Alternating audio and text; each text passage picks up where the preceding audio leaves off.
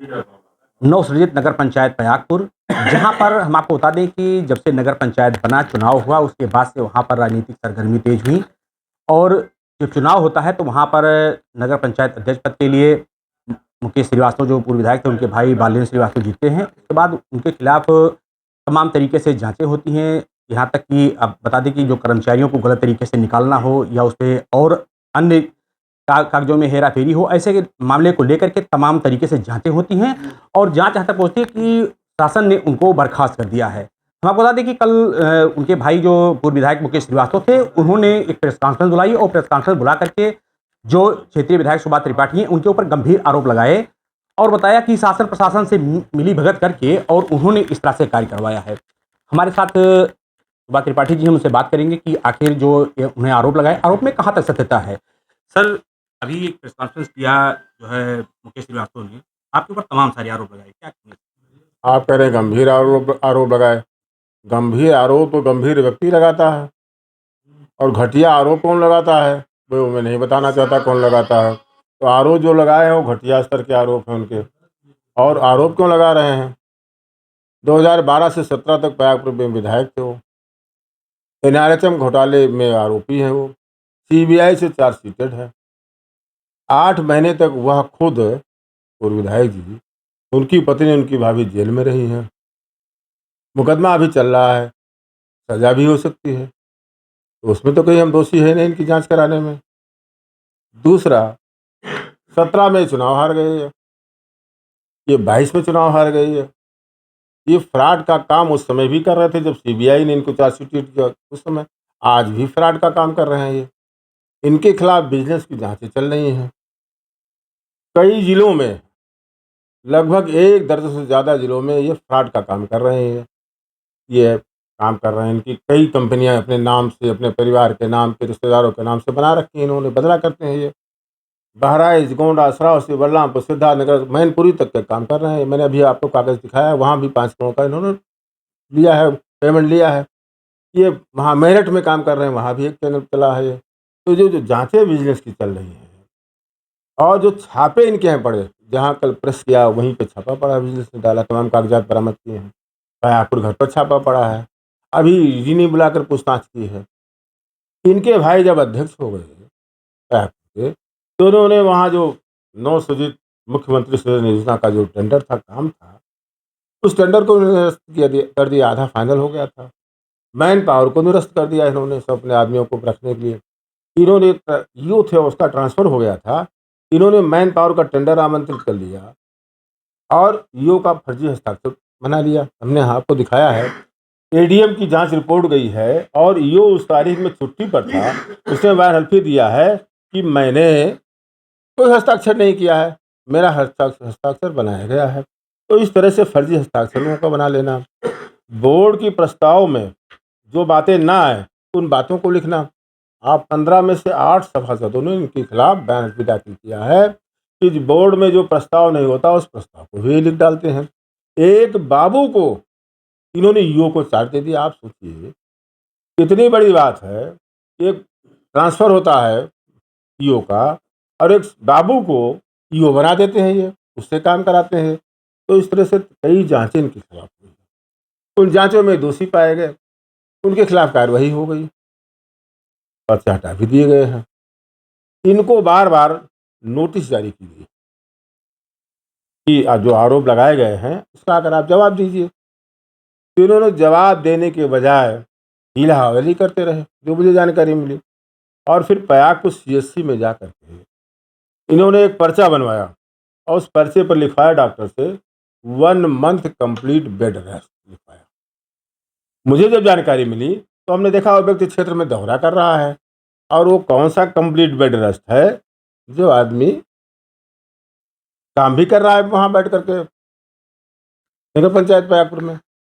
मैंने जब इसकी जांच कराई तो पता चला कि एक फर्जी जो मेडिकल कॉलेज, उस मेडिकल के पत्र पर, हॉस्पिटल के पत्र पर, पर्चे पर उन्होंने लिखवा लिया 1 मंथ कंप्लीट बेड रेस्ट। इनका एक डॉक्टर कोई है, डॉक्टर विकास वर्मा, उन्होंने ही उस पर लिखा। उन्होंने उसकी जांचें हमने 3-4 जांचें कराई। एक जांच तो वहाँ के चिकित्सा अधीक्षक ने हमको जांच रिपोर्ट दी कि इनका जो पर्चा है जिस पर 1 मंथ कंप्लीट बेड रेस्ट लिखा गया है वो हमारे यहाँ रजिस्टर में कहीं चढ़ा हुआ नहीं है, ओपीडी के रजिस्टर में। दूसरी जांच हमने स्वास्थ्य विभाग के प्रमुख सचिव से जांच कराया। उन्होंने जांच कराया उस पर्चे की, जो स्वास्थ्य विभाग के डीजी ट्रेनिंग थे डॉक्टर नरेंद्र अग्रवाल जी, उन्होंने जांच किया। उन्होंने भी इस पर्चे को फर्जी पाया है, डॉक्टर के खिलाफ कार्रवाई ले लिखा है। तीसरी जांच हमने शासन से फिर कराई, विभागीय नगर विकास विभाग से, कि इसकी उच्च स्तरीय जांच करा दी जाए। इसकी जो जांच कराई गई कमिश्नर गोंडा के माध्यम से, उसमें भी जांच रिपोर्ट में लिखा गया कि उनका जो नगर पंचायत अध्यक्ष का जो पर्चा है वह फेक है पर्चा। आप सोचिए इतना बड़ा फ्रॉड। आप देखिए ये लिखा है फेक, फेक चिकित्सा अभिलेख तैयार किया गया, फेक। आप देखिए लिखा है, सीडीओ के हस्ताक्षर है। तो जब फेक काम करोगे, 420 का काम करोगे, तो आपके खिलाफ कार्रवाई तो हो ही सकती है। तो ये सब जो कार्रवाई हो गई है, हो रही है, आगे भी कार्रवाई तो हो सकती है जो जांच के घेरे में है, इससे वो हड़बड़ाहट में है, परेशान है वो। क्योंकि 17 में चुनाव हारे वो हमसे, 22 में चुनाव हारे, 27 में फिर चुनाव हारेंगे वो। क्योंकि जनता उनके चेहरे को पहचान चुकी है कि कितना व्यक्ति फ्रॉड करता है। फ्रॉड की इंतहा है। आप आश्चर्य करेंगे कितना फ्रॉड वो व्यक्ति करता है।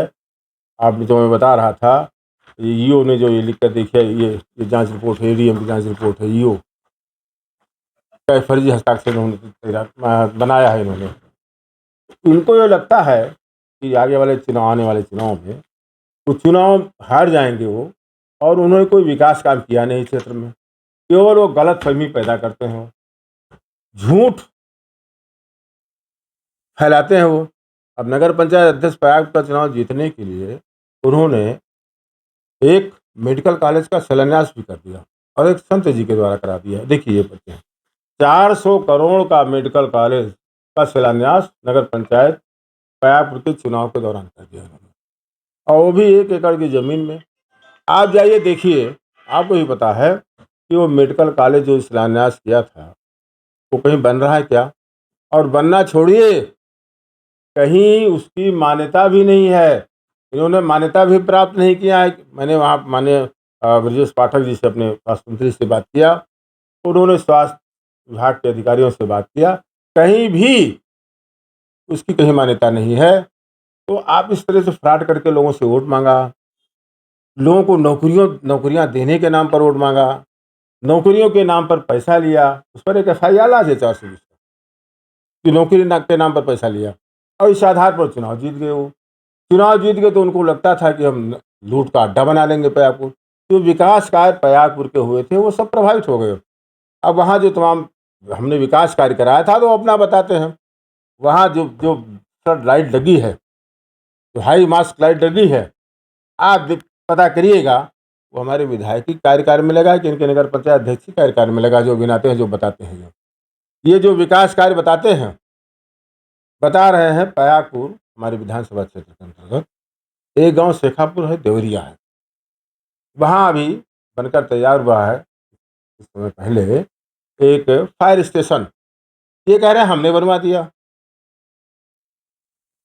आप पता करिएगा, फायर स्टेशन की स्वीकृति हमारे पत्र पर माननीय मुख्यमंत्री श्री योगी आदित्यनाथ जी ने दिया है, बनकर तैयार हुआ, और उद्घाटन भी हुआ है, हमारे कार्यकाल में हुआ है।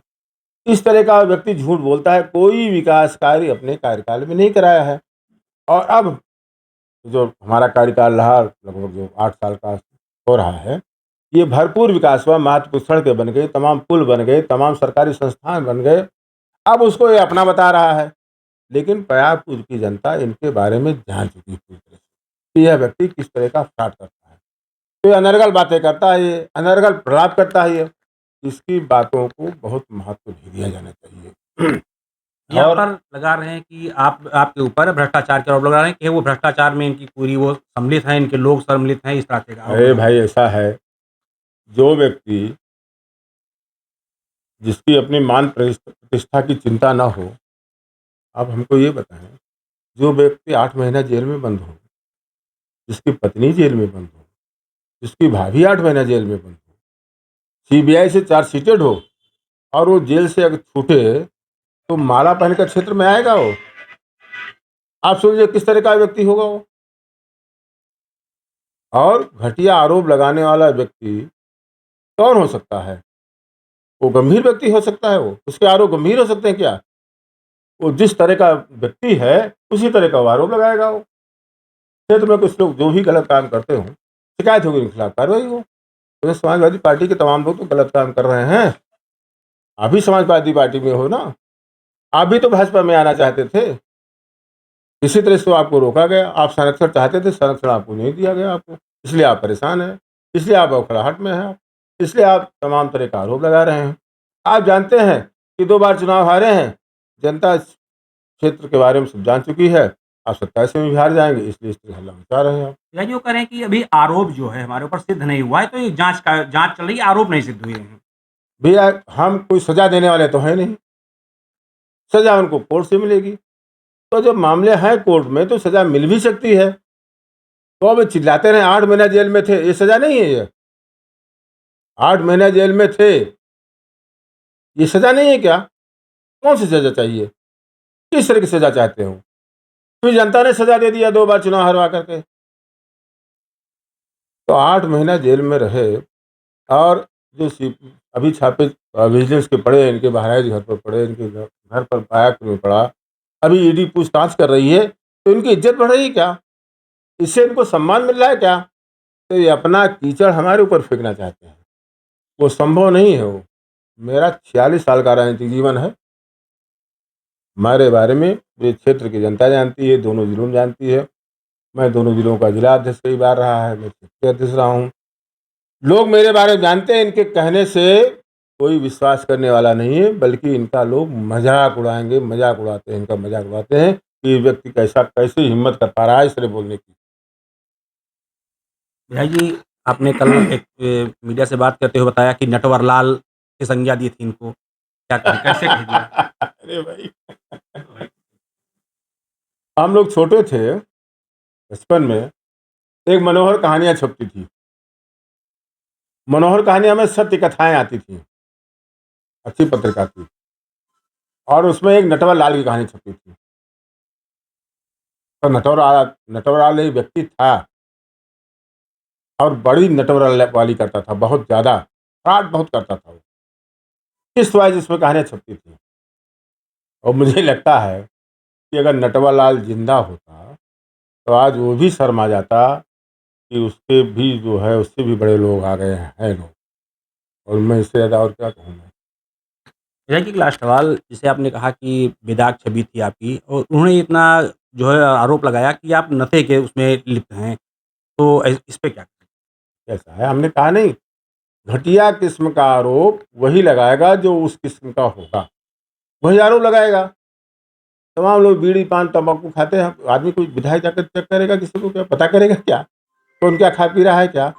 अगर आपको पता चलता है, तो आप जाइए, आप शिकायत करिए उसकी जाँच कराइए। मुझे भी बताइए, हम भी जाँच करा लें आप।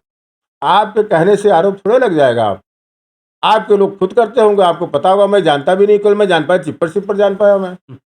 अब ये जानते होंगे इनके लोग करते होंगे और मुझे बताया, आप लोग बता भी रहे हैं। इनके जो साथी बाराती हैं, वो सब यही सब कारोबारी में लगे हुए हैं। पैसा इसी में कमा रहे हैं वो। भैया जी, एक है कि उन्होंने कहा कि जो शासन जो है वो आपके दबाव में काम कर रहा है, इससे वो परेशान हो रहे हैं। अरे भाई 2012 से 17 तक तो मेरी सरकार थी नहीं। 12 से 17 तक समाजवादी पार्टी की सरकार थी। तब फिर कैसे सीबीआई ने इनको गिरफ्तार कर लिया? कैसे इनको चार्जशीटेड कर दिया? कैसे 8 महीने जेल में थे? तो वहाँ तो हमारी सरकार थी नहीं। तो वहाँ कैसे चले गए थे, बंद हो गए थे?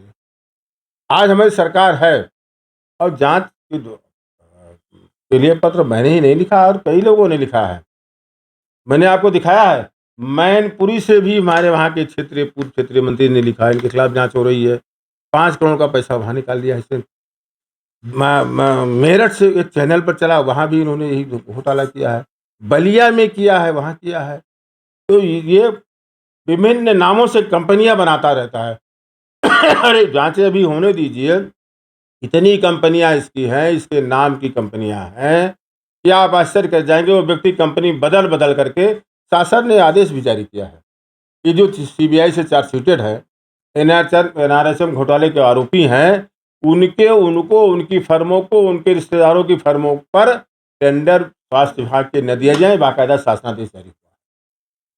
फिर भी यह व्यक्ति बहुत पैठ बनाए हुए स्वास्थ्य विभाग में काम करता है और उसके लिए दिक्कत हो रही है। अभी मैं पिछले महीने माननीय मुख्यमंत्री जी से 25 तारीख को मिला। मैंने कहा था इसकी जांच में तेजी लाई जाए, ये भ्रष्टाचार भी कर रहा है। तो अब ये देख रहा है कि हम प्रयास कर रहे हैं कि कार्रवाई में और तेजी लाई जाए, तो सोचता है विषय को डाइवर्ट किया जाए, आरोपित कर दिया जाए इन्हें, जिससे लोग उधर ध्यान चला जाए लोगों का। लेकिन किसी का ध्यान भटकने वाला नहीं है, क्योंकि ध्यान इनके ऊपर केंद्रित है कि ये कर क्या रहे हैं ये। तो ये रहे सुभाष त्रिपाठी, इन्होंने बात बताई। हम आपको बता दें कि ये नगर पंचायत प्रयागपुर का मामला है और जिस तरह से कल प्रेस कॉन्फ्रेंस हुई, आरोप लगाया, उसी के उसमें जो है विधानसभा त्रिपाठी ने बताया कि जो आरोप लगे हैं उनके ऊपर उसकी जांचें हो रही हैं और बताया कि जो बालेन श्रीवास्तव हैं उनको शासन ने बर्खास्त किया है। इसलिए बर्खास्त किया है कि चूंकि जो वहां पर अभिलेखीय साक्ष्य जो पाए गए हैं उनके खिलाफ, उसको लेकर के शासन ने उनको बर्खास्त किया। इसमें अब आगे क्या होगी, समय बताएगा। तब तक आप बने मेरे साथ, देखते हैं खबर।